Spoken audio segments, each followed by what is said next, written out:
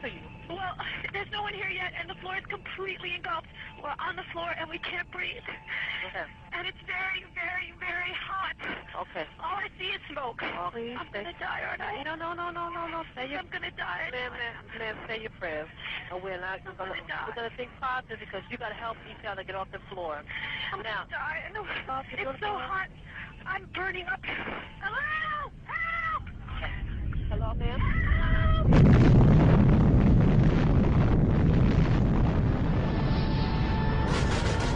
Osama bin Laden is the world's most wanted terrorist. Many to fight the Bin Laden's terrorist organization Al-Qaeda. And punish those responsible. Punish. I want justice. And there's an old poster out west, as I recall, that said wanted, dead or alive. If you go to the FBI website, they've got Osama bin Laden. And if you go to Osama bin Laden's webpage on the FBI Most Wanted Terrorist list, you find that he's been indicted for the 1998 attacks, but not for 9/11. And in fact, a number of journalists called up the FBI and said, well, look, why have you not connected bin Laden to 9/11? And they said, well, I'm afraid we just don't have the evidence.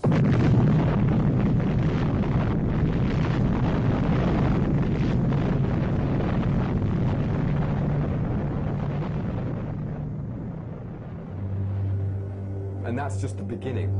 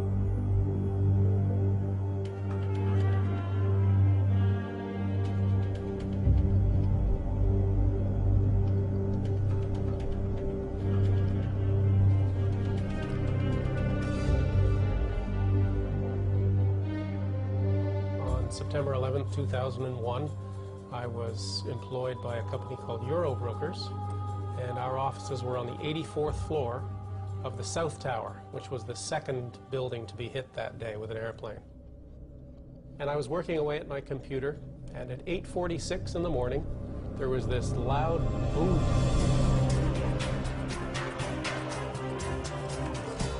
At 8:46 and 40 seconds, American Airlines Flight 11 hits the North Tower of the World Trade Center, causing extensive damage between the 93rd and the 99th floors.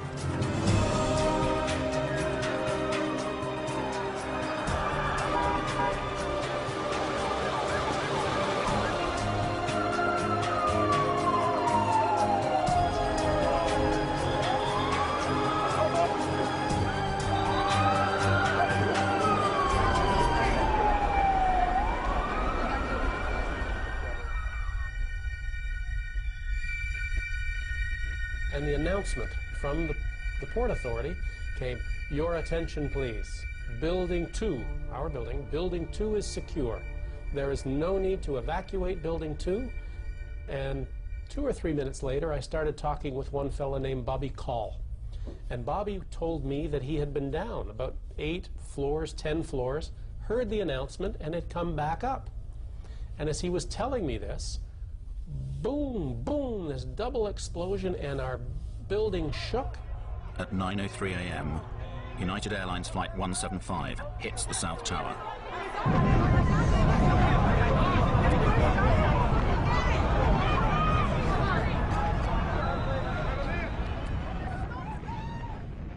Everything just exploded in our room. Now, we're on the 84th floor. What I didn't know at the time was that the second plane had hit 6 floors below us on the 78th floor. So we're 6 floors above impact.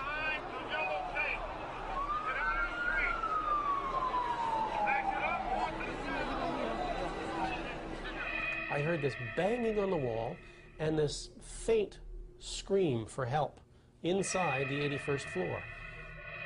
I hooked underneath him and I pulled him up. He said later that I was like Superman. And we came up and over and I fell back down on my back, and this stranger landed on top of me and he gave me this big kiss. We got up, dusted ourselves off, and I said, "Come on, let's go home."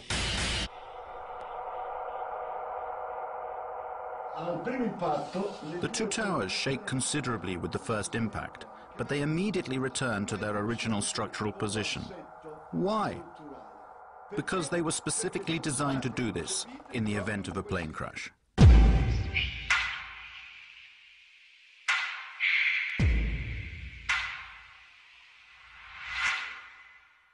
Towers were very solidly built. It's like a tree. You see, when you bend a tree, you have all these fibers in the tree, but they're interconnected. So when the tree bends, it can handle that motion.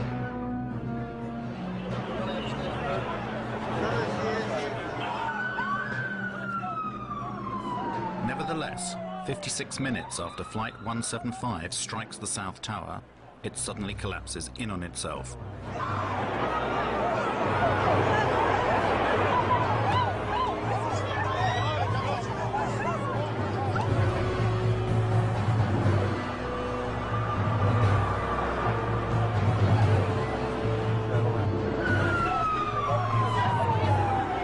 We looked back at the Trade Center, the tower that we just come out of. We started to see it, boom, boom, boom, boom, move. And we stared in disbelief as this took about 8 or 10 seconds for the whole tower just to go straight down and dissolved into its own ash.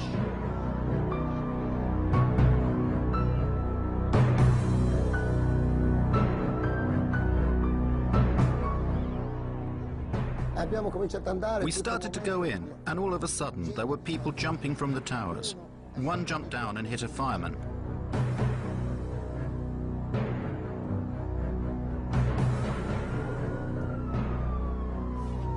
At 10:28, the North Tower also collapses.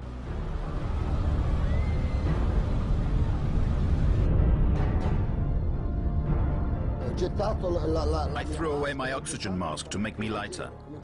I started running because when I turned around, I saw the tower coming down. Then there was all this dust that got me. Do not hit anybody as you drive.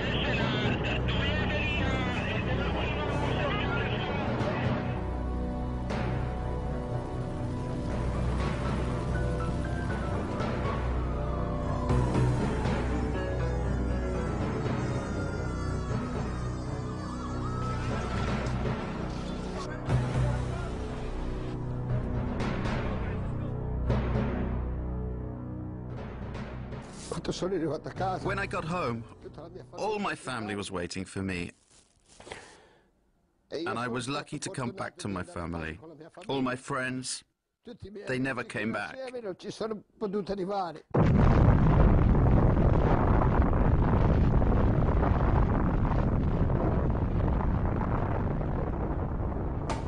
The official justification for the inexplicable collapse of the Twin Towers was written by the National Institute of Standards and Technology. Between 2002 and 2006, they studied the demolition of the World Trade Center, reaching the conclusion that the collapse of the towers was caused by the combined effects of the impact of the airplanes and the resulting fires started by these impacts.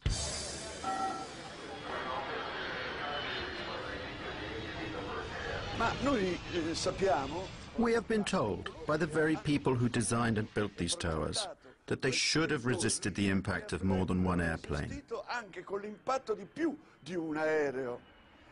We have to ask ourselves, did the engineers and architects imagine that airplanes could crash into the towers without any fuel? Perhaps they thought that the airplanes could get there by just blowing in the breeze. Never before or after 9/11 have steel frame towers collapsed due to fire. Nel 2005 a Madrid In 2005, there was a fearsome conflagration in Madrid. A skyscraper went up in flames. It was a huge torch that kept burning for 20 hours. 20 consecutive hours. But in the end, the load-bearing structure remained intact. The skyscraper did not fall down.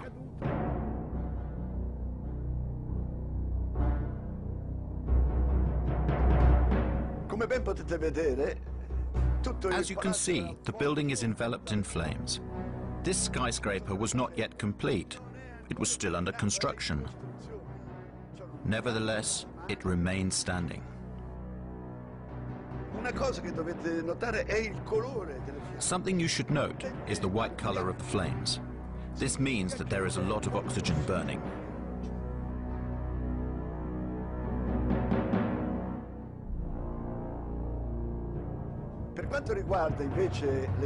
If you look at the flames coming from the two towers in New York, we can see instead that the flames are dark red and the smoke is black. The fires that were burning in these towers was a dark gray, a heavy, almost black gray smoke coming off. This implies an oxygen-starved fire. Nevertheless, 55 minutes later, the whole tower collapses.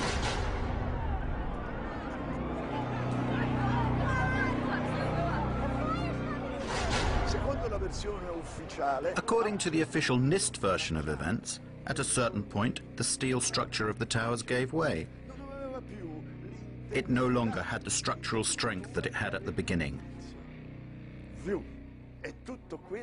And all of this was supposed to be because of the immense heat. And here is something difficult to explain. We know that at some point certain people managed to walk down from the top of this tower and cross the point where the fire was strongest. Somehow they reached the bottom of the tower. How did they manage to do that? I don't know. When I looked down there, I didn't see flames. I just sensed that it was the right thing to go and try and test it. We would go as far as we could until we were stopped by flames. And when we came to the 78th floor, the last layer was standing, but it was cracked. And there were flames licking up the other side of the wall like this. It wasn't a roaring inferno. I sensed that the flames were maybe starved for oxygen right there, you know, in the interior. We kept going, and we got onto the 74th floor. When we got down that far, normal conditions. The lights were on, fresh air coming up from below. So the temperature inside the building was not particularly high, as we can see from the presence of this woman who is standing at the precise point where the plane impacted.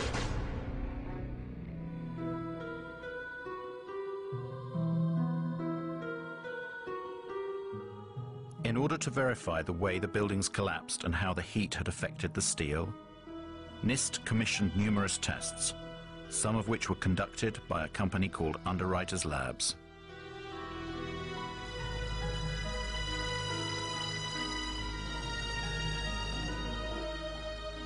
And Kevin Ryan, he's the former employee from Underwriters Laboratories who challenged the NIST report.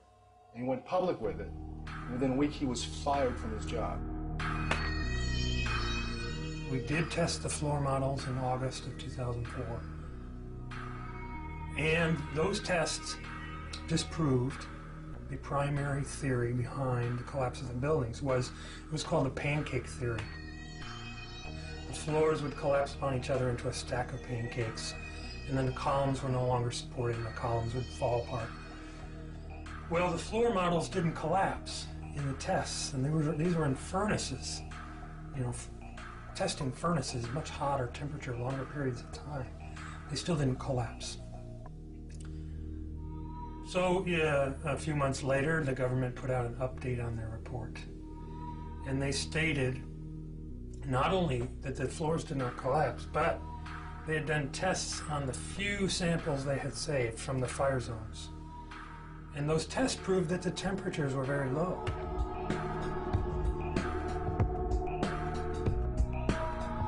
Temperatures were not hot enough to even soften steel. And yet, they're coming out with a summary statement that says that's what actually did happen, that the floors did collapse and the steel did soften.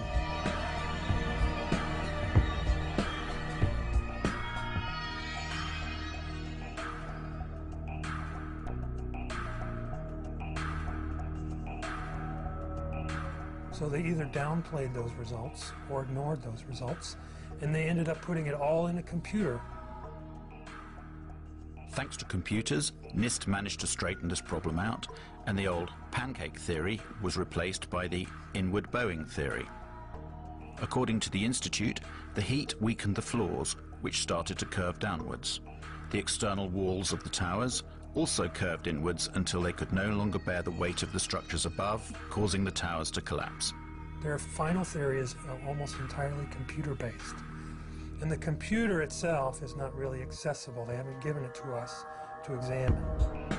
After having investigated it more over the last year and a half, I found that yes, they did contradict their test results, but additionally they also did manipulate the test parameters. They doubled one thing, they cut something else in half. For example, their story says that aircraft combustibles are at 13 tons in the aircraft cabin. The FAA says it's more like an average of 6.5 tons. That's double. So they double it. They double the time that their computer model exposes columns to fire, 90 minutes instead of what we know is 45 or 50 minutes in both of the buildings, actually. And they double it. They cut something else in half. And they double it. One of the things that particularly struck me was the incredible speed with which the towers came down. There was something truly inexplicable about the speed of the collapse. If we dropped a weight from a height of around 400 meters, which was the height of the towers, the time it would take to reach the ground, supposing that there was not even any air resistance to slow down the speed of the fall, would take approximately 9 seconds. Took about 8 or 10 seconds for the whole tower just to go straight down. The impact was at about 2/3 of the way up the tower. Even if the section above collapsed suddenly due to the structure giving way, and even considering that the impact of the section above was enormous and therefore in some way weakened the resistance of the structures below, it is clear that, due to the resistance of the undamaged part below, this tower should not have fallen at such a speed. But it fell as if there was nothing below it, whereas there was an enormous structure below, a resistance structure that should have slowed down the speed of the collapse considerably.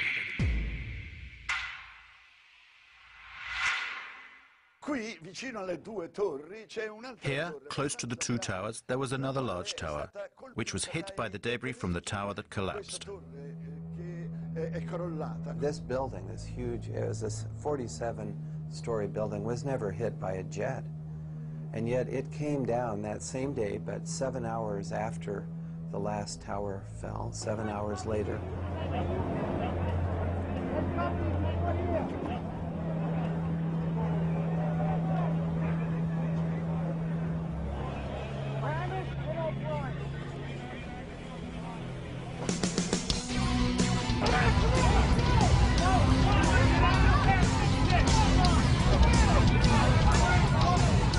Measure the time of fall. The fall is almost free fall speed.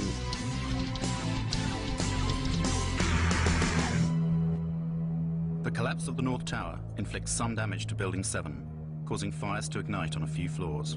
Even the official version admits that fire has a low probability of causing the collapse. But why does total collapse take place? And why does it occur at free fall speed? As I saw the collapse of World Trade Center 7, I realized this was something that needed to be studied and could not be ignored. Building 7 and the Twin Towers share one utterly bewildering similarity: the presence of molten metal found in the debris of all three buildings weeks after the collapse. Is this molten metal that we have now studied at length that came from these buildings and existed then in pools underneath the rubble of all three skyscrapers, both towers and Building 7. A metallographic analysis was conducted by a specialized institute that examined the structure of a girder taken from ground zero. Quando sono state sfilate queste travi, la parte che era sotto le macerie pare. When these girders were extracted from under the rubble, it seems as if parts of them had melted. This is totally inexplicable because the temperatures reached by the fires could only have been 800 degrees at the most. To melt a steel girder, you have to reach temperatures of around 1600 degrees. How could this be?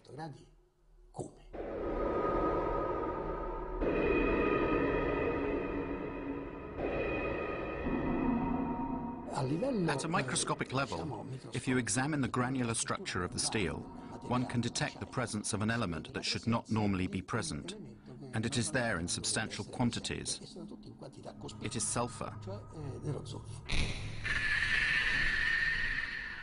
We're quite sure now where this molten metal came from.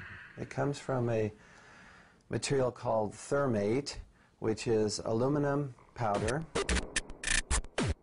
iron oxide, and sulfur. The temperature is so high that steel melts. It could only melt if the temperature reached over 1000 degrees in a few seconds. The use of thermite could certainly have caused the fusion apparent in the steel beams. You see, the presence of thermite now in these buildings to bring them down implies that someone had to place the thermite near the steel columns in order to cut through the columns. I have interviewed a demolition expert, and he said this is what they do. They set explosives. They can use radio control to initiate the firing of the explosives. They have to be done in a sequence in order to get the building to come down rapidly and straight down. A controlled demolition.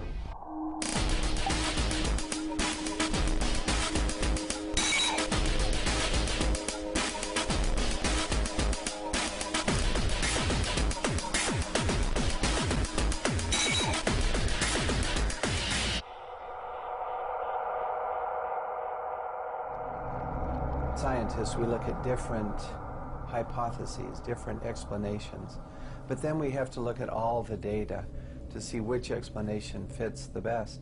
You have to incorporate all the picture. Yes, you may take an isolated fact like the plume and say, well, perhaps that was a high air pressure that somehow blew a window out, but that will not account for the molten metal or the sulfidation or the molten pools.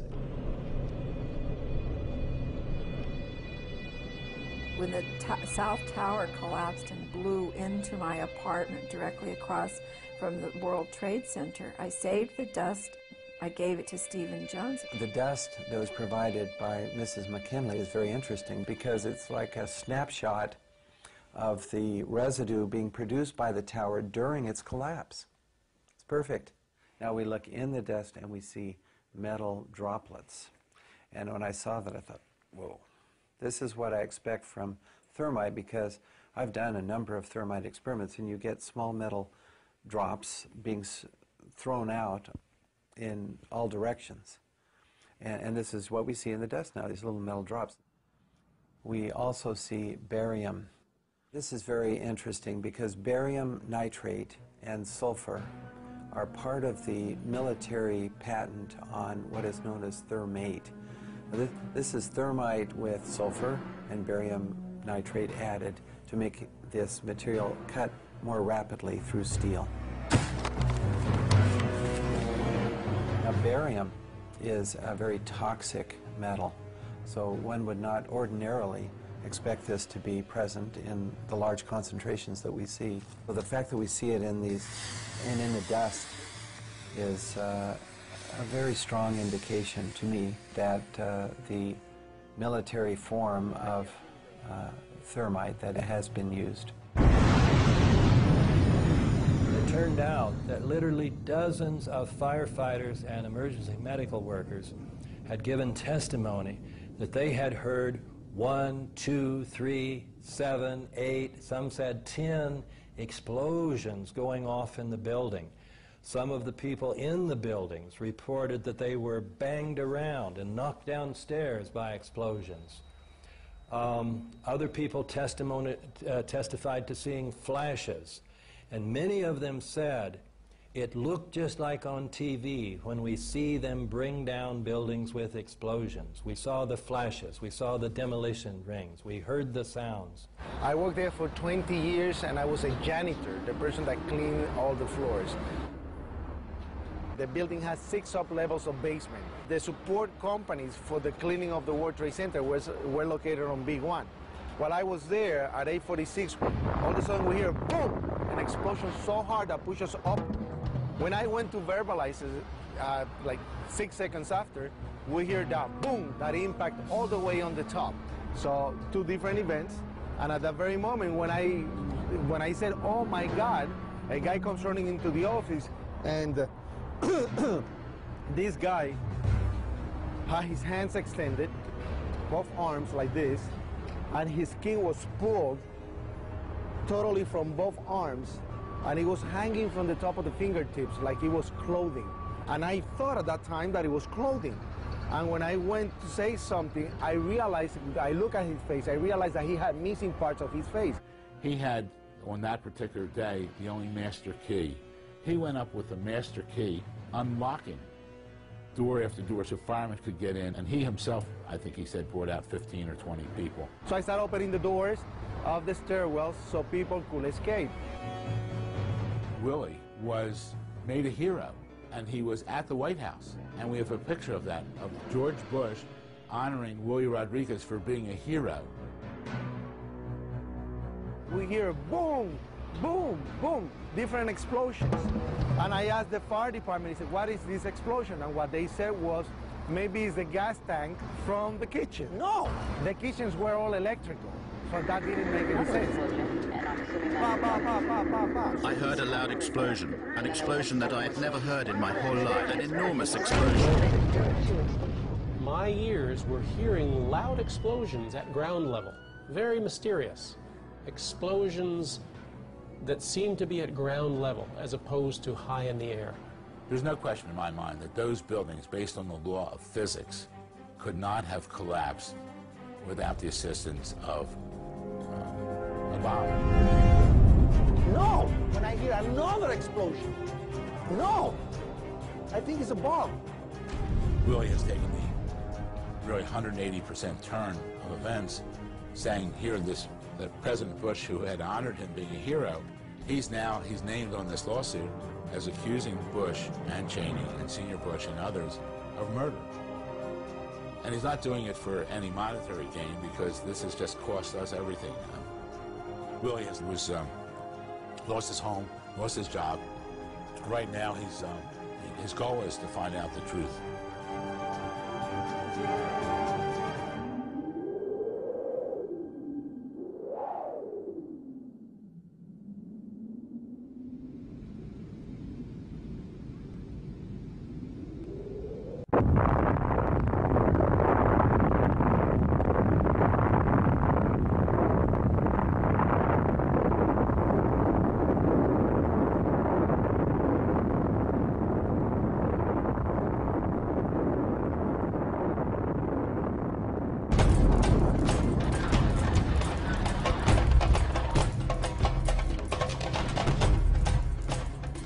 According to the official story of the 11th of September, at 9:37 a.m., American Airlines Flight 77 crashed into the Pentagon. This rare footage shows the scene immediately after the impact, an hour before the entire structure collapsed.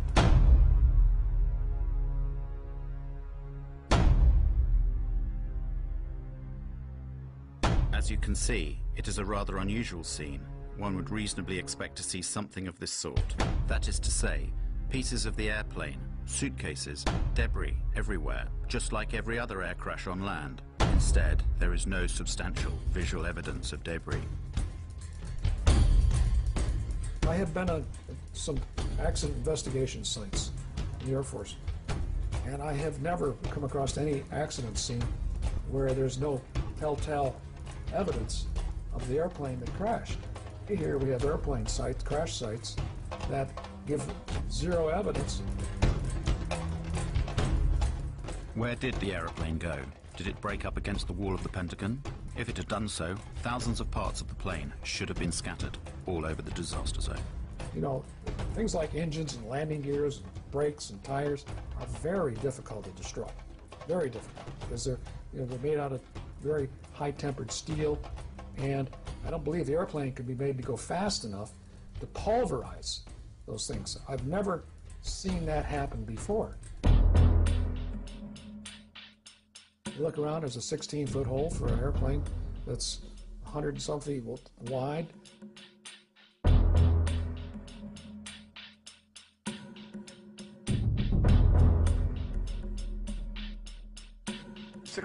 According to the official story, the American Airlines Boeing 757 disappeared inside this hole. Can you see it? 5 meters. I repeat, 5 meters in diameter.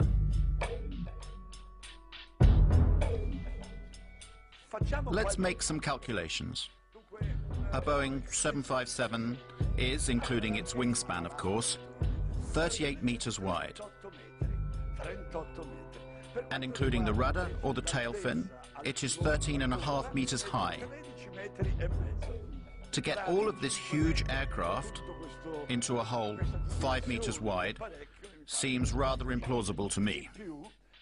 In this picture, we can see a row of windows on this side and another row on that side. They should have been smashed and destroyed by the wings, and instead they're intact. These windows aren't even broken. For years, the military refused to answer the questions of an increasing number of people who rejected the official version. When the French journalist Thierry Meyssan published the book The Incredible Lie, utterly surreal explanations were put forward to shut the detractors up. One of these maintained that the airplane had been vaporized by the speed and the force of the crash.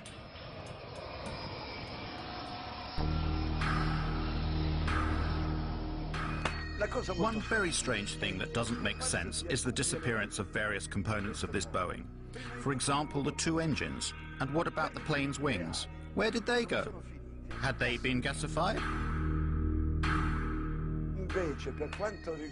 Instead, we are told the fuselage remained intact, and it smashed through the whole outer wall of the Pentagon and emerged through the other side, destroying a number of columns.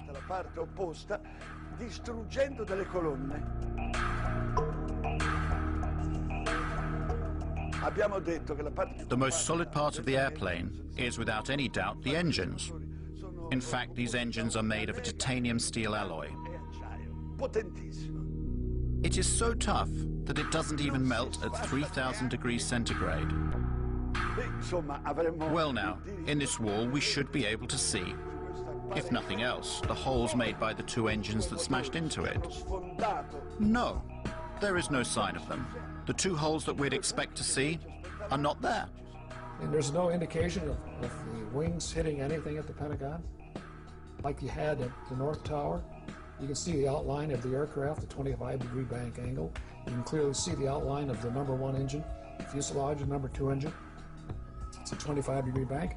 The wing dihedral is up in flight, and you can clearly see the outline of that airplane. But you can't find anything like that in the Pentagon. You can't find anything like that in the Pentagon. These inconsistencies have created more and more difficulties for the proponents of the official version.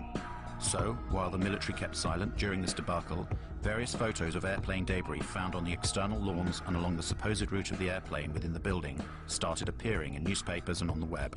Va bene, niente gassificazione. Very well, they admitted there was no gasification, but another theory was immediately put forward. It suggested that in order to enter a hole 5 meters wide, at a certain moment, the airplane somehow closed up its wings, just as dragonflies do. The plane entered the hole. Oh look, there they are. The engine and the other pieces of the plane were found there. One of my experiences in the Army was being in charge of the Army's imagery interpretation for scientific and technical intelligence during the Cold War. I measured pieces of Soviet equipment from photographs. It was my job. I look at the hole in the Pentagon, and I look at the size of an airplane that was supposed to have hit the Pentagon. The plane does not fit in that hole. So what did hit the Pentagon? What hit it? Where is it? What hit it? Where is it? What's going on?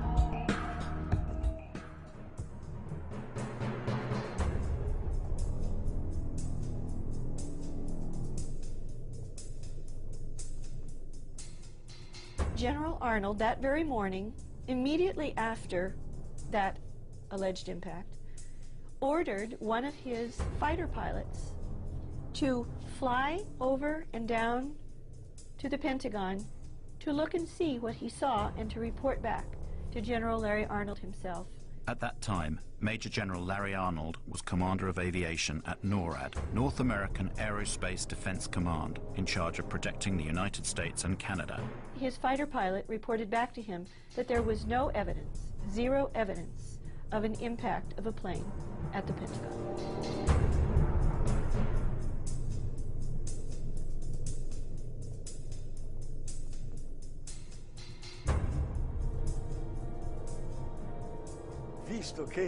Since the Pentagon possessed 86 separate and complete video recordings of the incident, why didn't they show some whole portions of them to those people who had doubts about it?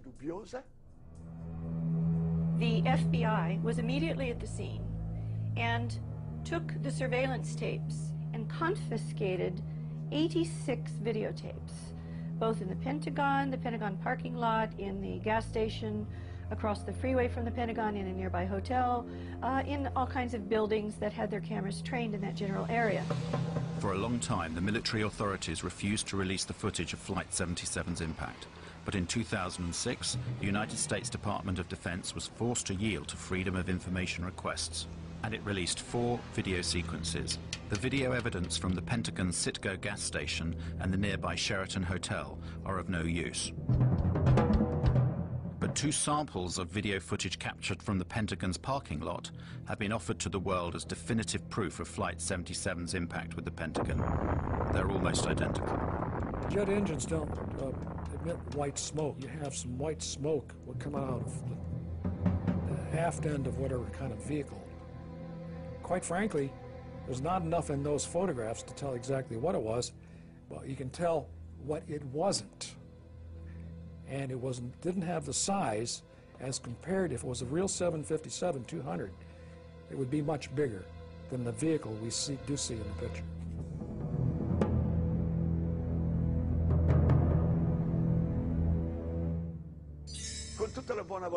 With the best will in the world, can you see an airplane here? The Pentagon tells us you cannot see the airplane because, unfortunately, it passed between one frame and the next.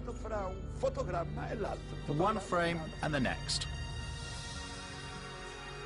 So where is the aeroplane?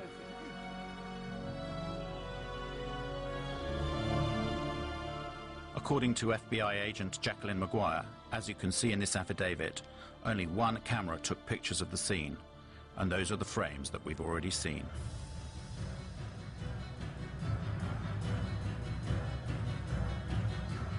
The story of how this airplane is supposed to have got there is absolutely absurd.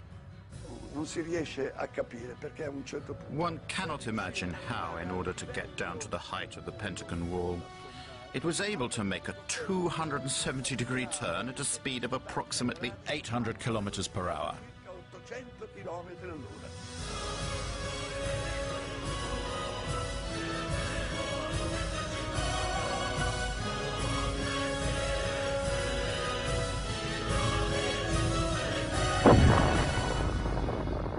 That is a really difficult maneuver.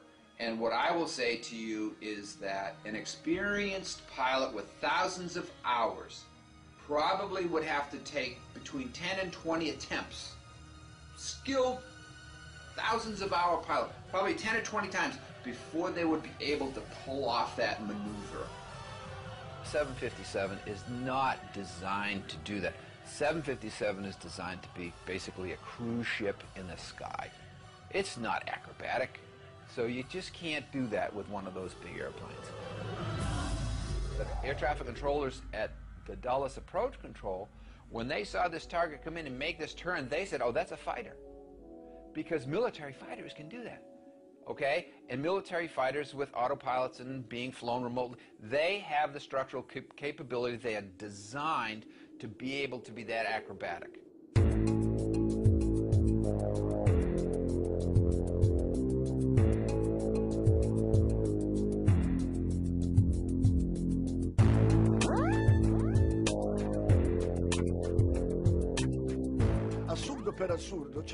Absurdity of absurdities. There is also the height at which this aeroplane was flying to be explained. It is supposed to have followed the lie of the land at 6 meters from the ground for 1 kilometer, managing also to jump over a hill. Then it went over a roadway, and it finally got there without making any other turns because by now there was no more space.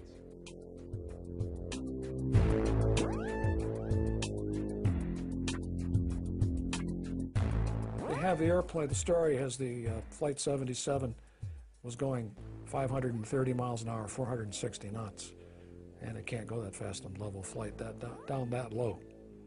If they're up high, the true airspeed can go up, and it can go that fast, but not down low. The air is too dense. I challenge any pilot anywhere. Give him a Boeing 757, tell him to do 400 knots 20 feet above the ground for half a mile. Can't do. It's aerodynamically impossible.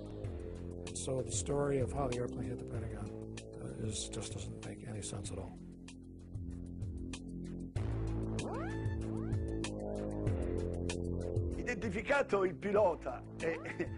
After Hani Hanjour, the plane's pilot, had been identified, his flight instructor declared that his student was not even able to fly a small single-engine aeroplane. These guys didn't have the experience to make that kind of maneuver, even if the airplane could fly that. The man could not fly at all. There's no way you could possibly come out of a 172 and fly a jet that you've never flown before. That's like showing me how to carve up a Christmas turkey and then say, go make a heart transplant.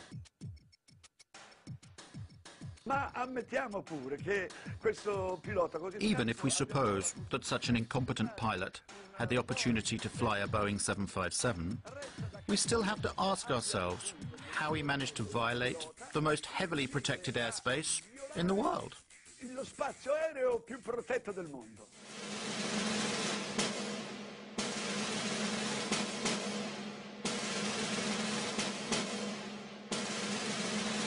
No untracked aircraft get near the Pentagon and near the White House. It just doesn't happen. In Washington, D.C., we have one of the most restricted airspaces in the world. It's called P-56. It has a separate radar tracking system and a separate military response system. P-56 is that restricted airspace that is around the Pentagon and the White House, and it is a highly, highly, highly sensitive area. There are supposed to be no unknown aircraft that can go through there. That has an air defense identification zone in a 50-mile radius around D.C., and then it has a protected zone 17 miles around the Washington Monument and an inner protected zone 3 miles around the Capitol. That space is essentially unbreachable. It has to be because of the importance of the buildings there. It's like an aviation no man's land. Nobody goes in there. Nobody. They have F-16 and F-18 jets at Andrews Air Force Base about 10 miles south of D.C. They also have the 113th National Guard Air Wing at Anacostia Naval Air Station that can send scrambler jets up in a very short period of time. Both are in place that day. Neither one responds at all until after the Pentagon is hit. In addition to that, the Pentagon has its own defenses. If a plane, any kind of a plane, was coming in towards the Pentagon, why didn't the anti-aircraft missiles batteries that are there, why didn't they fire to protect the building? This is, after all, the most heavily protected building on the planet. That craft had to have been a military craft, because only the military craft put out a signal. It's called an Identify Friend or Foe IFF device. And only the military craft would be allowed to approach the building. The two radar systems that the military radars, defensive radar systems, read are a civilian transponder and a military transponder. Military transponder is called IFF. Civilian aircraft do not have an IFF transponder. They are not given that capability, okay? So if there was a 757, American 757, that went into the Pentagon, for example, and it shut off its transponder, it didn't have a military IFF transponder on it. So it was a primary target. It's a primary target going into that airspace, should have been shot down. What I'm describing to you is a breakdown in standard operating procedure by FAA, NORAD, P-56, and the Pentagon, all on the same day, in the middle of, after 9/05, what was known nationally to be a terrorist attack. And it makes no sense. Nobody goes in there. This is, after all, the most heavily protected building on the planet. This doesn't make any sense at all. The Pentagon symbolizes our military power in the world. And they had hit it. And to this day, nobody knows what they hit it with, whether it was an airplane or whether it was a missile. And our government will never tell us. We just wait for the French to explain it. What hit it? What's going on? There is nobody anywhere at any point in this entire investigation that has said that is positively American 77. They suppose it, they presume it, they assume it, they say this is what we think it is. The controller, Daniel O'Brien, who saw the unidentified blip coming in from the west at a high rate of speed, had no way of knowing what it was, because the primary was a primary return only. The secondary radar, the transponder, was turned off.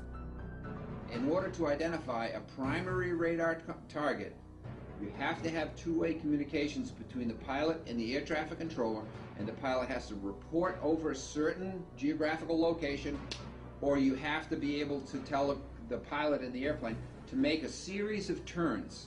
And then the radar controller can look at all of the primary targets on his or her radar scope and say, there's an aircraft, or there's a target that just executed the turns I told. Now I can positively identify the aircraft. That never occurred. It's huge. Now, if Flight 77 really did go off of the radar screen for 36 minutes, according to her testimony, then the airplane was no longer flying. Or it was low enough that it was out of radar coverage. One of the two. So, was the airplane landed at some place, some remote field? Then it does make sense that they lost the airplane for 36 minutes. But other than that, there's very little explanation for that. In the light of what we've seen and heard, it seems that the official version of 9/11 is not sufficient. We want the facts to be explained to us, and above all, we want them to be properly investigated. Basically, we want someone to finally tell us the truth. The United States government spends $892 billion per year to defend its citizens and its territory. It is the best protected country in the world, as President Bush has said. Nevertheless, on the 11th of September, the heart of America was attacked from the sky, and 3,000 helpless American citizens were killed in their own cities. If I had been sitting on that committee, the congressional committee examining 9/11, the one question that they could not get the Air Force to answer correctly, NORAD, was why the fighter planes did not go up automatically when the first planes were found to be hijacked. Anytime an airliner goes off course or loses radio communication or loses its transponder signal, anytime any one of those three things happen, the aircraft is supposed to be intercepted. On 9/11, all three of those things happened, and still there was no intercept.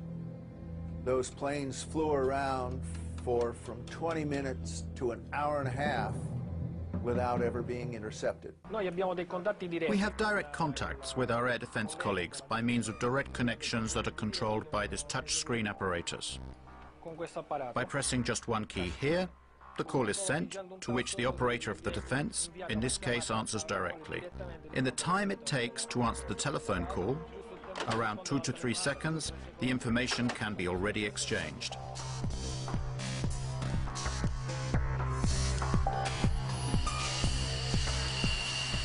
So why weren't the 4 hijacked planes intercepted and shot down? Military jets travel much faster than passenger aircraft. It would have been easy for them to catch up the jet planes before they crashed. This airplane can reach a maximum speed of Mach 2.05. This means it exceeds twice the sound barrier. This is approximately 2,400 kilometers per hour.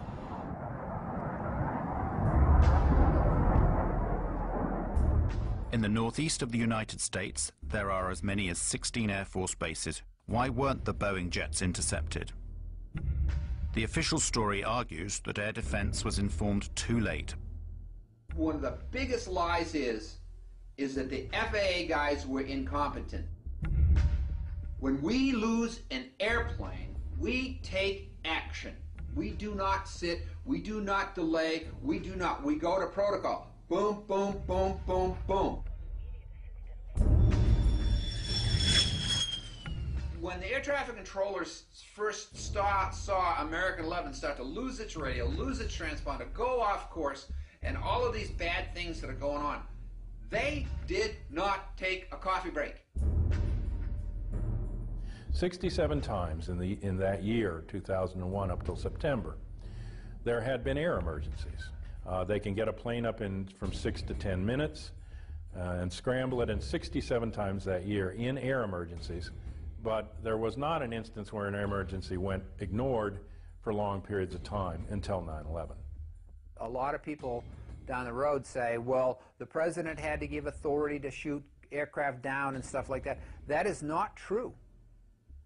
An interceptor pilot has the responsibility and the authority on his or her own to shoot down an airplane if they think the situation calls for it, and this is how it would be. You don't have to wait for a military command. You don't have to wait for orders of any kind. That's not an option. That's the law. It's inherent in being a fighter pilot. You know that's what you have to do, unless somebody has told you to stand down. Before 1970, we had one form of scrambling aircraft, and it was immediate, bang, bang, bang. Then in the 1970s, we had some hijackings come into our civil airspace, and that wasn't a quick response. What we did in that is we didn't want the hijackers to know that we were there, so we didn't rush the fighters off the ground, and we kind of snuck them up behind the aircraft. So we put a second protocol in, and the reason that the hijacking protocol is slow is because you had to get Pentagon approval before you could release your fighters. Those two type of protocols lasted until June 1st, 2001, 3 months before 9/11. In June of 2001, Rumsfeld and the Pentagon and the military changed the procedures, and instead of having two protocols, one fast, one slow, they went to one protocol, slow. If we had reacted to the in-flight emergency immediately, the fighters would have been up and on the way, and those aircraft would never, ever have reached their targets. But when the center controllers came to notifying the military, okay, because they had only one protocol to work with, that protocol went through the Pentagon. Guess what? Guess who didn't answer the phone? Sorry, it was the Pentagon. Here's an analogy that I can give that would help out the common person here. What Rumsfeld did is the fire call comes into the fire station, but before the fire truck gets a chance to leave, it has to call the mayor of the city to get approval for that departure. And what if the mayor's out for breakfast or he's sleeping late and he doesn't answer the phone?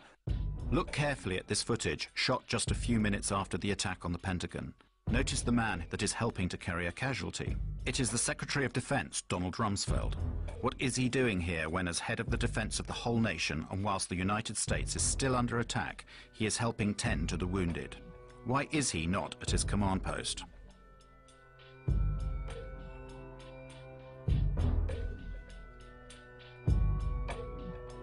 The phone calls went to the Pentagon.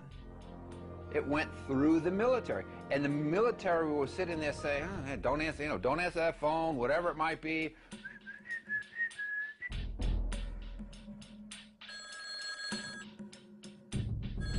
Now, how would you like your fire department to sit there and say, well, I'm sorry, we can't come and put your house out and save your lives because the mayor didn't say so?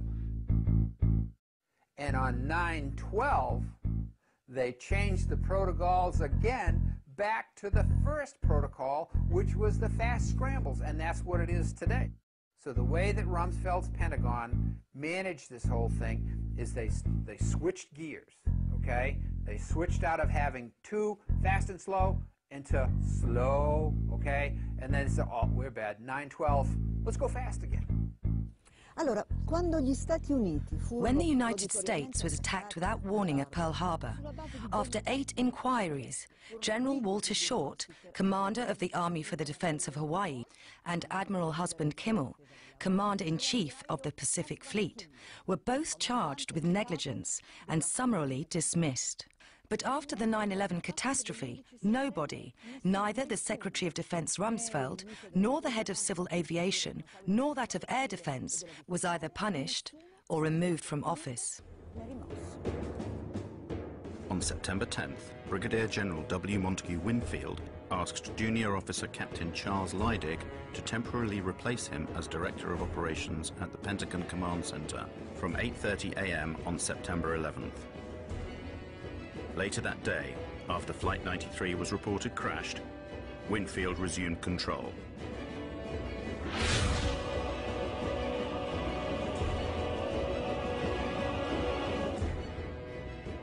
Captain Leidig had only just completed a course qualifying him to run the command center.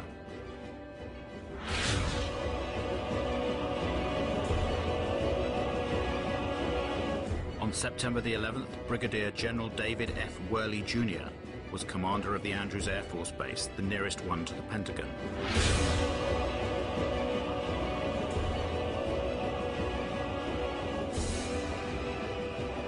On September the 11th, Richard B. Myers, Vice Chairman of the Joint Chiefs of Staff, in the absence of Chairman Shelton, was the temporary head of all U.S. Armed Forces.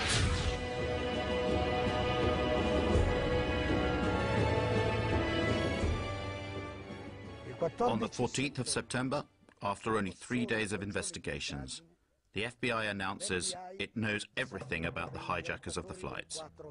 We have, in the last 24 hours, taken the manifests and used those as an evidentiary base, and have talked to many of the families of the victims, and have successfully, I believe, identified many of the hijackers on each of the 4 flights that went down. Let's look at the Lockerbie case. It took 2 years to bring indictments in that case. 2 years. In this case, in only 3 days, the FBI provided the names of all the hijackers without providing any evidence that they were actually on the flights. On the 12th of September, the Attorney General of the United States, Mr. Ashcroft, declares to the whole world that the passport of one of the hijackers had been found, a few blocks away from the ruins of Ground Zero.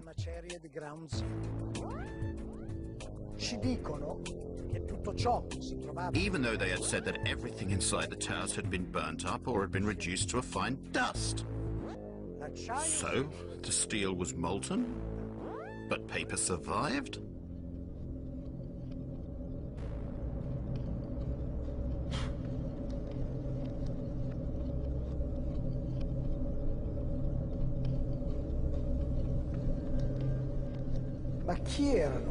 Who were these hijackers? The official story states that 15 out of the 19 came from Saudi Arabia, that they were trained in Afghanistan, and that they were Islamic fundamentalists, fanatical Muslims. Al-Qaeda is supposed to be a Salafist network, you know, and Salafism is a very, very Puritan strain of Islam that suggests that we need to follow very closely, to the letter, the activities of the Prophet Muhammad.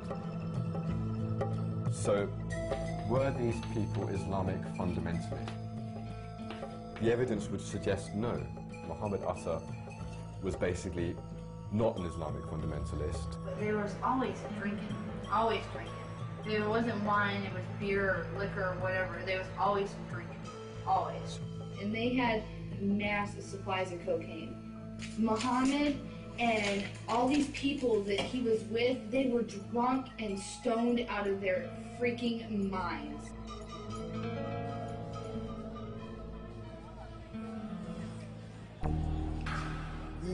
The identikits of the hijackers supplied by the FBI are truly bizarre. Each identikit corresponds to a number of persons. These persons are very different. They have different attitudes and different biographies.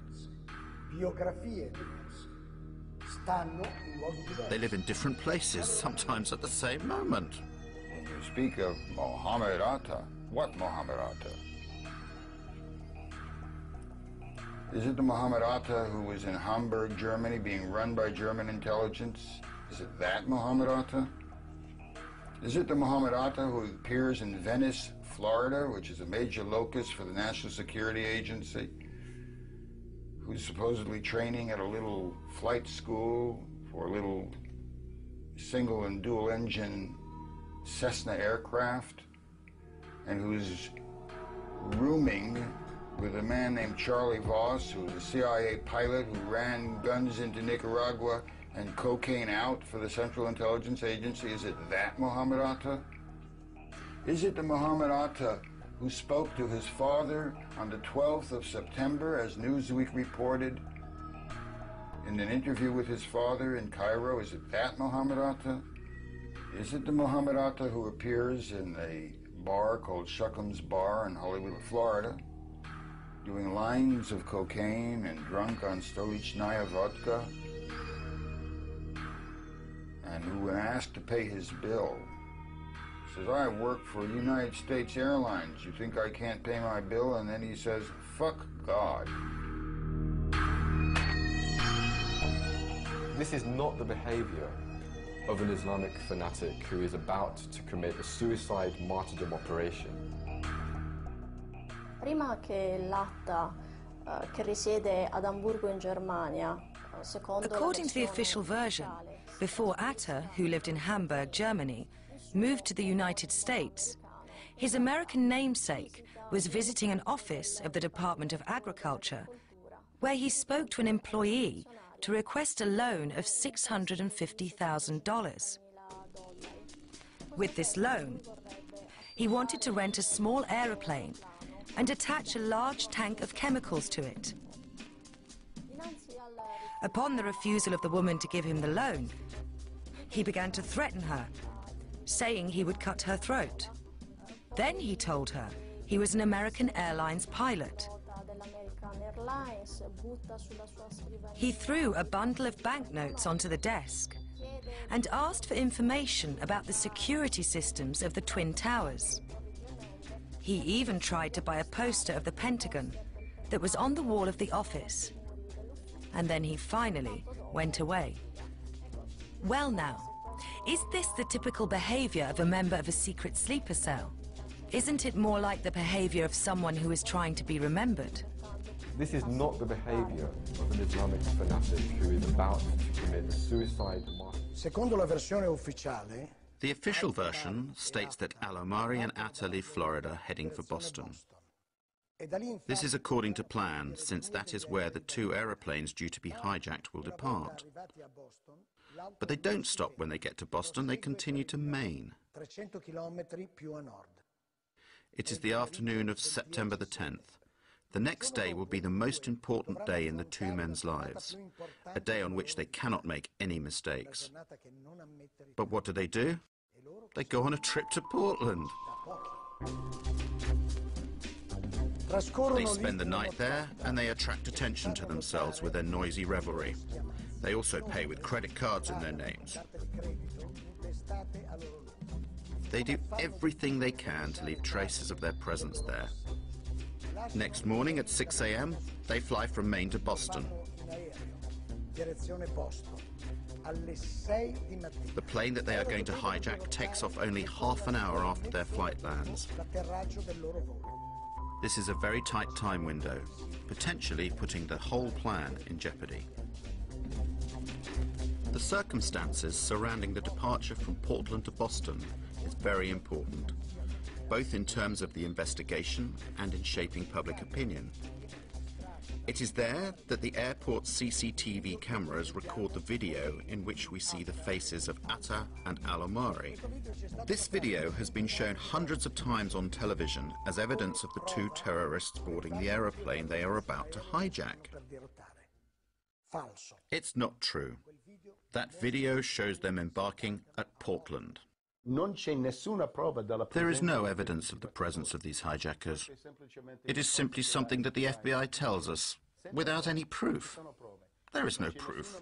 There is no way to prove the presence of any one of these patsies, these scapegoats on the planes. None at all. On September the 16th, one of the alleged hijackers of Flight 11, Abdel Aziz Al-Omari, went to the Jeddah consulate to protest his innocence to US officers. Al-Omari, a pilot from Saudi Airlines, receives an official apology from the American officers in Riyadh.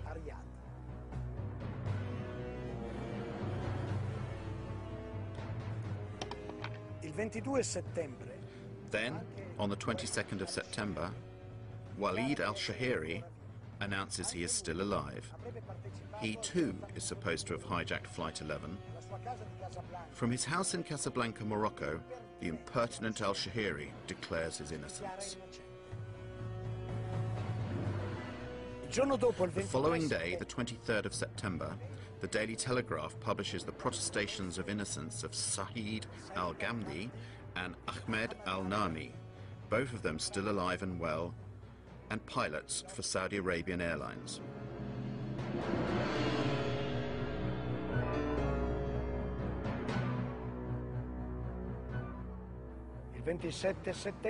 On the 27th of September, CBS tracks down Salem al-Hazbi. According to the FBI, he was dead after Flight 77 crashed into the Pentagon. But curiously, he persists in hanging around alive in Saudi Arabia, where he works in an oil refinery.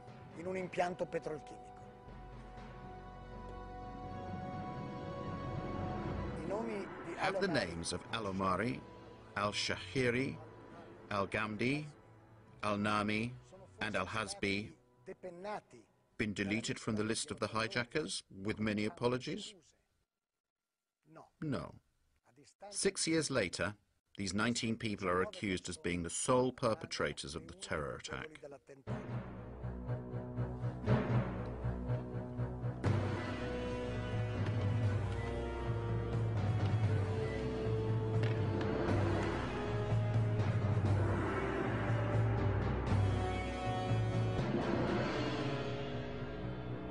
We can't establish the identities of the perpetrators, then you have a serious problem in your criminal inquiry. Raising this question is not about raising conspiracy theory. It's really just about criticizing the absolutely ridiculous nature of the criminal inquiry and the fact that they have no idea who carried out these attacks. Then the fundamental question in a criminal inquiry is who did it?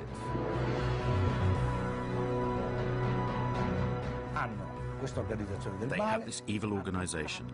They have the leader of this evil organization, bin Laden. They have a secret network in the caves of Afghanistan. It could be the screenplay of a James Bond movie. The first bin Laden videotape that was leaked and that was used by the media to suggest that Osama bin Laden has claimed responsibility. This was a very problematic videotape. There was an analysis that found that it was completely fraudulent. There were a number of issues. There were basic issues such as, for example, Osama bin Laden was wearing a gold ring. Now, in Islamic fiqh, Islamic law, a man is not allowed to wear gold. So why is the head of one of the most militant Salafist movements wearing a gold ring? Doesn't make sense.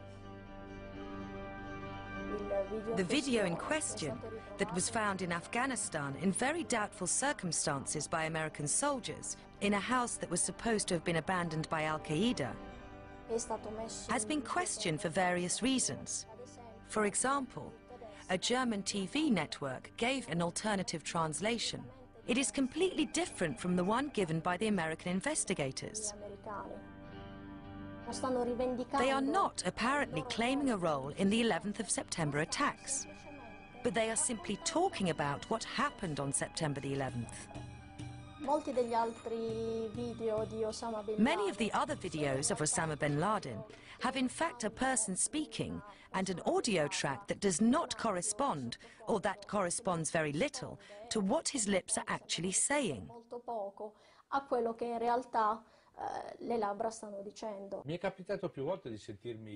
People often ask me, how can you doubt the official version if Osama bin Laden himself appeared several times on television to say, I did it? So I will tell you a little story. However, I can only tell you this story as I am unable to show you anything. We cannot show the images we do have because the owners of this material refuse permission for you to see them. In the summer of 2005, the Commission of the European Parliament for Security and Defence, of which I am a member, was invited to a special screening created by the Washington Center for Strategic Studies. We were asked to watch a film which depicted what would happen in Europe if Brussels was hit by a nuclear bomb. 50,000 deaths, 100,000 injured. The reactions of various European governments. Suddenly, footage of Osama bin Laden claiming responsibility for a nuclear attack on NATO headquarters comes on screen. All members of the parliament, myself included, were rendered speechless. American experts from the Center for Strategic Studies were on hand to explain the action on screen. Then a parliamentarian finally said, today, we were shown a convincing demonstration of how Osama bin Laden's image can be completely manipulated.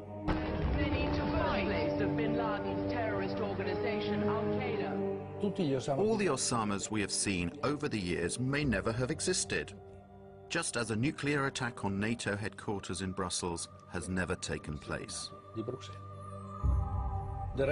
Now they're denying us use of these images. No matter, we will go on without them. But people, have a look yourselves. This is an Osama bin Laden from the 7th of September of 2007. Compare him with the other Osamas we have seen in the last few years. Do you believe it is possible that he is getting younger over time? Do you believe it is possible that his beard is darker than before? Do you believe it possible that his nose has grown?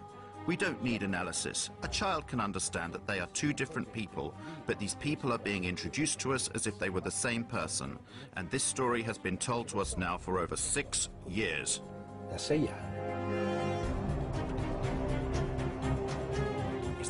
Did bin Laden organize the attacks of September the 11th?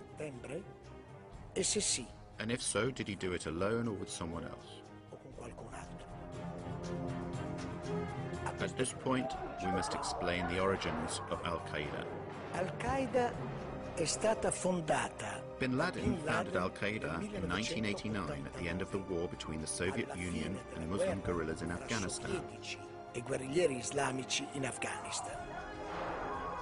It was after that war and not for that war. So who or what were all those Muslim guerrillas supposed to fight? What did Al-Qaeda mean at that time? And this is very interesting. We'd have to go to Robin Cook, the late Foreign Secretary. In the Guardian article, he confirmed that Al-Qaeda was a term that was invented by the CIA, and it had been invented to designate a database of mujahideen that were recruited and trained by the CIA. And he's right, because the Arabic word for database, you just have to add this word. It's Al-Qaeda Ma'lumat. Al-Qaeda means the base, and Ma'lumat means data. Together it means database. Al-Qaeda is fake. Al-Qaeda is not an organization. Al-Qaeda is only a label. There is no organization like Al-Qaeda. Al-Qaeda is a list of participants in the Afghanistan war of the 80s. Al-Qaeda is nothing. It is only a puppet blown up by the Western propaganda to show the public the big evil.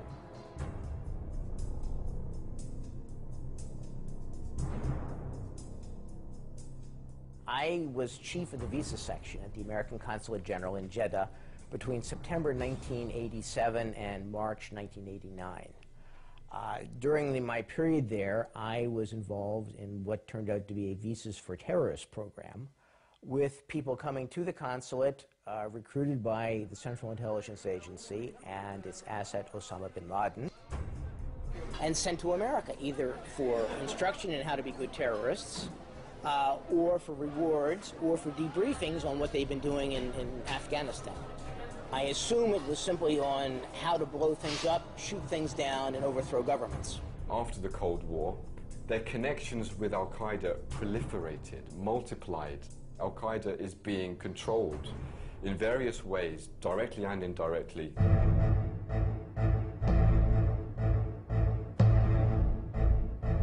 Systematically, Al-Qaeda has been used in various theaters of conflict. So from 1992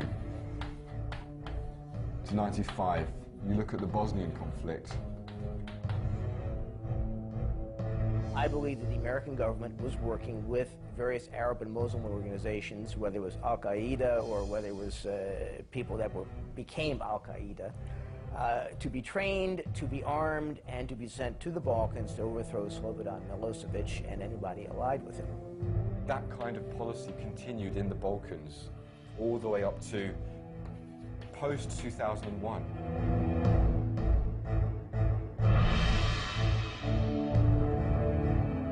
American Secret Services, who only delivered weapons during the war, after the war also engaged the jobless mujahideen on their own payroll. That is a proven fact. There are a lot of testimonies of mujahideen before German courts. They were hired by subcontractors of the Pentagon, namely the private contractor MPRI, Military Professional Resources Incorporated.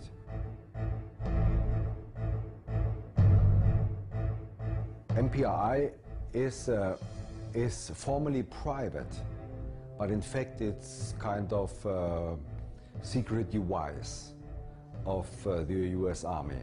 They have more 4-star general under contract than the Pentagon itself. If the Pentagon wants to do some dirty job and thinks they cannot get the money and they cannot get the approval of the US Congress, they give the job to this private company. At the beginning of summer 1999, MPRI brought this Bosnian mujahideen back to the Balkans, especially into Kosovo, to help the Kosovo terrorist army KLA. They engaged them, they paid them monthly, A lot of Bosnian Mujahideen were involved in the big terrorist attacks of the last 5 years. So, speaking about 9/11, 5 of 7 Arabs in the center of the 9/11 plot were former Mujahideen fighters in Bosnia. 5 of 7. Nobody speaks about it. What is required for you to get a visa approved to enter the United States? The type of information you have to supply is extremely detailed. But a high-ranking official in the US consulate of Jeddah, Michael Springman, revealed the fact that in that office, many CIA agents were working undercover and that the office was issuing too many visas far too easily to some very suspicious people. I was told by a really good contact, a businessman outside the American consulate, that if I had sent one word to the State Department inspection team investigating what was going on in the consulate, I would be fired summarily. Well, that office in Jeddah issued many of the 15 visas that were used by the hijackers to enter the United States. None of the 15 applications conformed to US visa regulations. For example, under the heading Destination, many of them wrote Hotel, New York or California, and in one case, just no. And so, it was common practice to help the terrorists of Al-Qaeda to enter the United States. They came to be trained, and this went on for years and years. The same thing happened with the hijackers of September the 11th. The terrorists, 6 of the terrorists, including Muhammad Atta, trained at U.S. military facilities. Okay? Muhammad Atta went to International Officers School at Maxwell Air Force Base. Maxwell Air Force Base in Alabama, Brooks Air Force Base in Texas. Their contact address, the Pensacola Naval Station in Florida, the Defense Language Institute of the Defense Intelligence Agency in Monterey, California. The hands of intelligence are all over these people. So, to sum up, the main hijackers trained and fought in ex-Yugoslavia, where they were paid by a company of mercenaries that was connected to the Pentagon. Thanks to the CIA, they got entry visas to the United States. Once they were in America, they did everything they could to be recognized and to attract attention to themselves, since they were sure of their impunity. They trained in American military bases and went to flight schools, although they didn't learn to fly.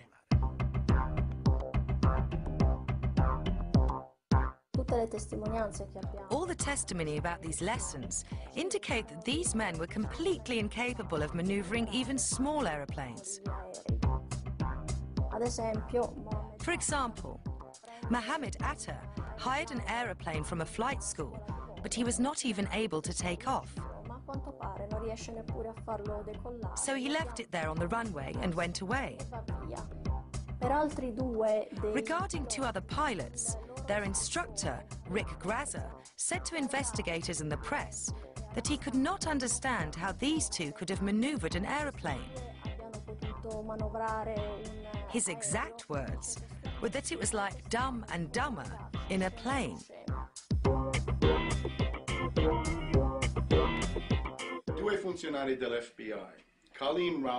Two FBI agents, Colleen Rowley in Minneapolis in the state of Minnesota, and another who was in Phoenix in Arizona, sent messages to the FBI's headquarters in Washington, saying, more or less, watch out, there are many Arabs here who have enrolled in flight schools.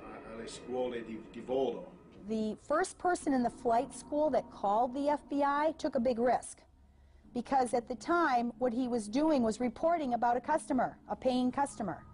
And those flight schools depended upon, to a certain extent, foreign pilots. And so now he's reporting about a paying customer. You know, this person is very suspicious. A list of facts that pointed to Moussaoui being a terrorist. He wanted to learn to fly but not take off and land. I have never seen such a unusual person seeking flight instruction.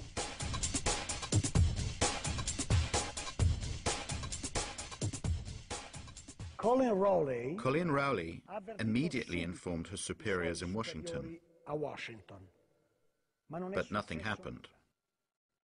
Their investigations were obstructed. There were no warning signs that I'm aware of that would indicate this type of operation in the country.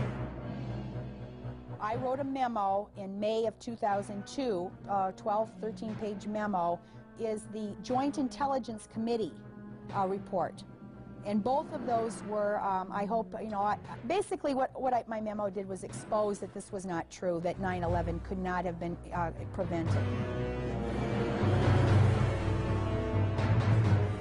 The FBI's acting director, a guy by the name of Picard, during the summer of 9/11, he attempted to brief Attorney General Ashcroft about terrorism a couple of times. And the first time, Ashcroft showed little interest in terrorism. In fact, Ashcroft ended up ranking terrorism as his lowest priority in August of 2001. At one point, Picard was told by Ashcroft, "I don't want to hear any more about terrorism."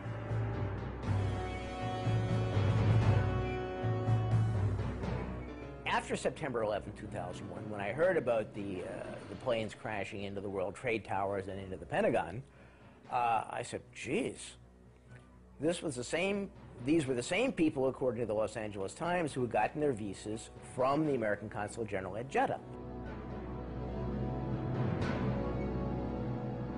I called the Federal Bureau of Investigation and tell them essentially the basics of the Visas for Terrorists program. I did this. I called and I called and I called. I was passed from one office of the FBI to another and ended up at the Washington field office, and someone there said, "We'll get back to you." Well, 6 years later, I'm still waiting.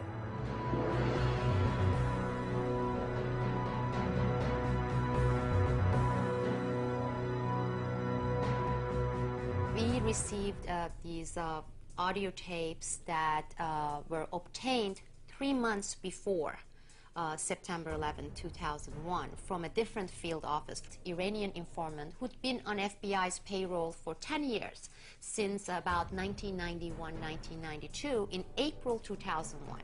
And in April 2001, this informant told the FBI that on a separate issue, he had obtained information about Al-Qaeda, bin Laden, issuing an attack in the United States that would involve 5 major cities, and it will involve airplanes, and that the attack was going to take place within the next few months.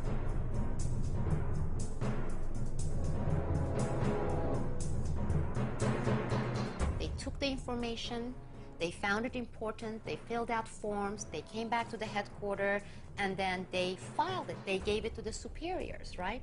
Nothing happened. 2 months later, they met with the same informant again. And the informant asked, he said, "Did you do something with that information I gave you, because it came from really reliable sources?" And the agent said, "Yes, we gave it to our superiors." Well, nothing happened. Nobody followed up on this. They discovered Ramzi Youssef's computer with the Bojinka plan in 1996 in the Philippines. It talked about taking hijacked planes and running them into the Pentagon, the White House, the Capitol, the CIA headquarters, and the Twin Towers. The Pentagon staged an exercise a year before, in October of 2000, at the site with the Arlington County Fire Department to simulate a plane running into the Pentagon and how the fire responders would get there and what they would do.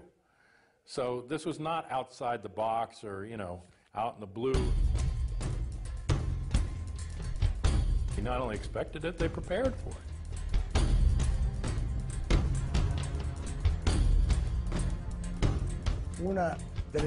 One of the most frequent declarations made by the Bush administration was that these attacks took us by surprise. I don't think anybody could have predicted that they would try to use an airplane as a missile, a hijacked airplane as a missile. I don't think the prior government that could envision flying airplanes into buildings on such a massive scale. Secondo USA Today, dal 1999, according to USA Today, in 1999, the American Air Force conducted special exercises 4 times per year in which the hijacking of civil aeroplanes by terrorists was simulated. di aerei civili. The selected targets were the Twin Towers and the Pentagon.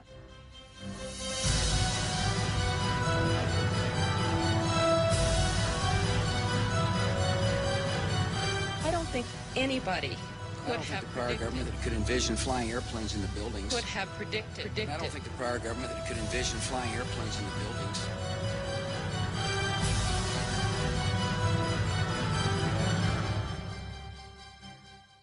On the 11th of September 2002, the New York Times wrote, "1 year later, the public knows less about the circumstances of 2,801 deaths at the foot of Manhattan in broad daylight than people in 1912 knew within weeks about the Titanic."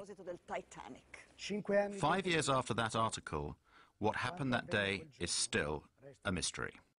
My name is Bob McIlvaine. I'm from Philadelphia, Pennsylvania. I lost my son Bobby, who was age 26, on September 11th, 2001. He had just gotten a job at Merrill Lynch. Already, I'm getting emotional.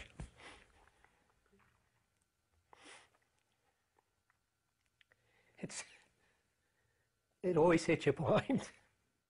And, don't worry, I'll get over it. But I mean, anytime you just mention that day, it's like the pain just comes shooting up. And of course, when you keep doing this, it's, you think it gets better, but it just never gets better. The conclusions that the 9/11 Commission came to have been very disappointing. A lot of evidence has been ignored. Many witnesses were not called to testify. The final report glosses over a great many key issues. A few days before 9/11, Mohammed Atta received a huge sum of money, about $100,000, money which was delivered by a Pakistani Secret Service officer.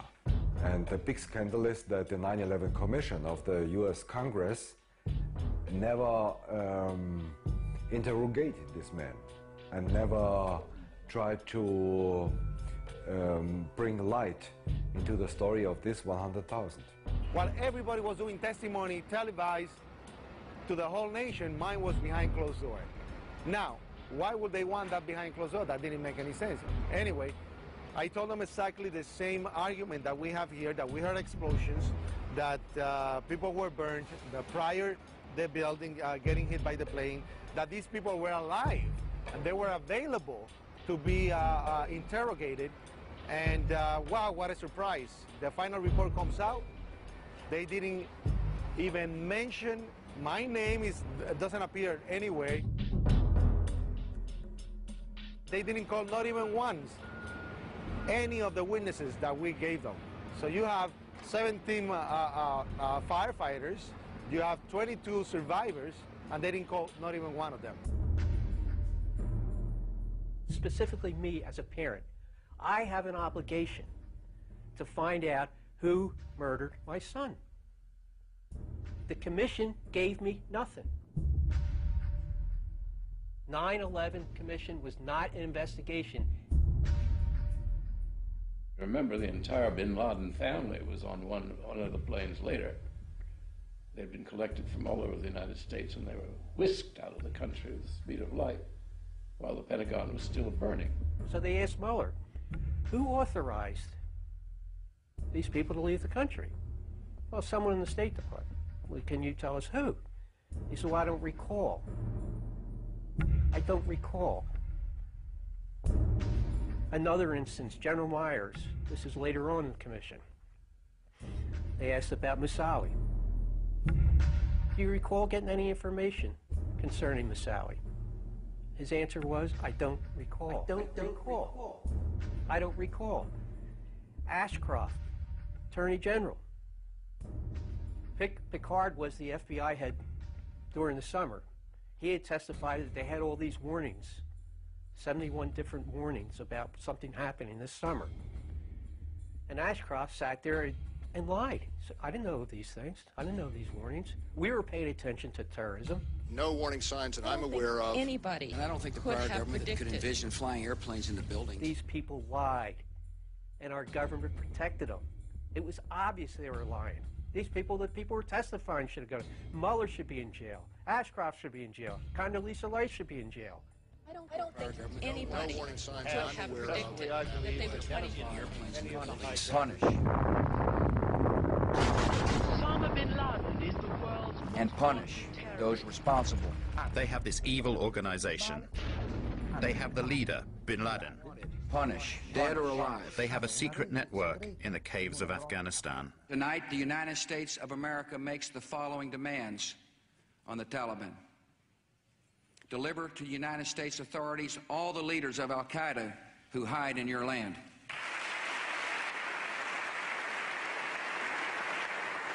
Give the United States full access to terrorist training camps so we can make sure they are no longer operating. These demands are not open to negotiation or discussion.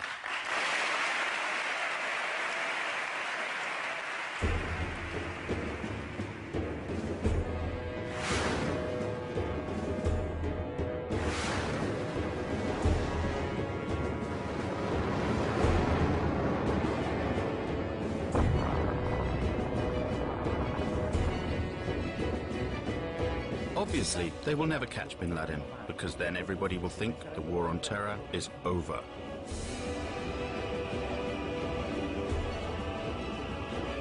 It's hard for Americans to imagine how evil people are who are doing this.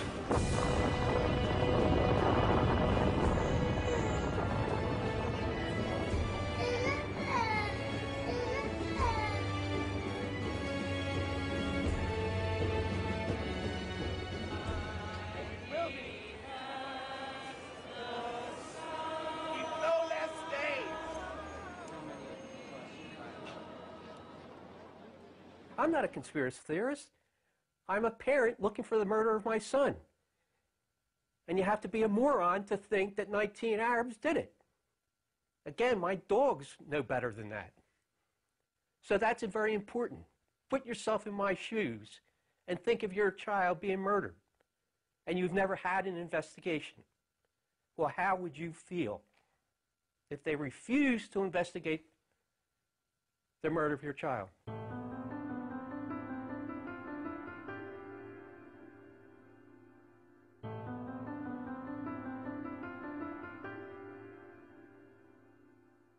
Sono stato a casa fino alle 3 di mattina.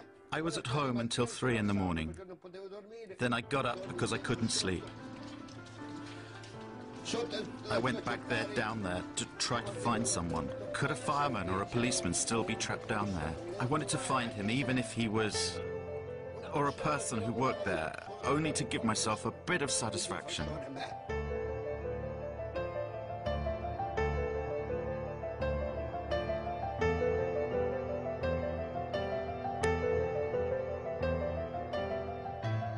Sono stato laggiù per 9 giorni a fila.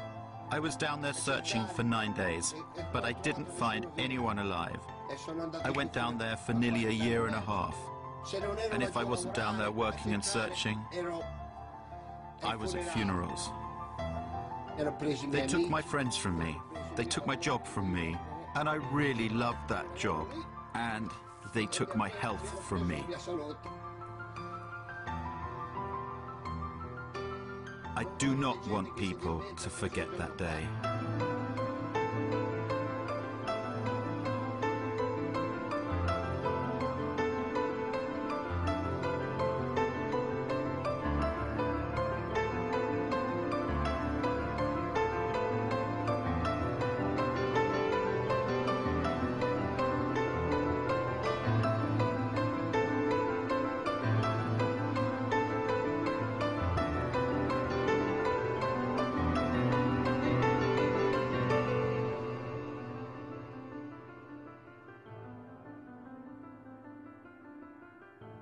And the story has to be told. Problem with Americans, It's like a big iceberg.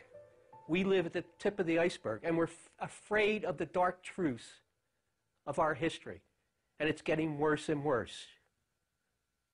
Well, this is a real dark truth. It will pull the whole iceberg down, but then hopefully it'll rise back up. But we have to learn the truth, or this country isn't worth anything. All that history is lame, and the people should be ashamed of themselves for not seeking the truth.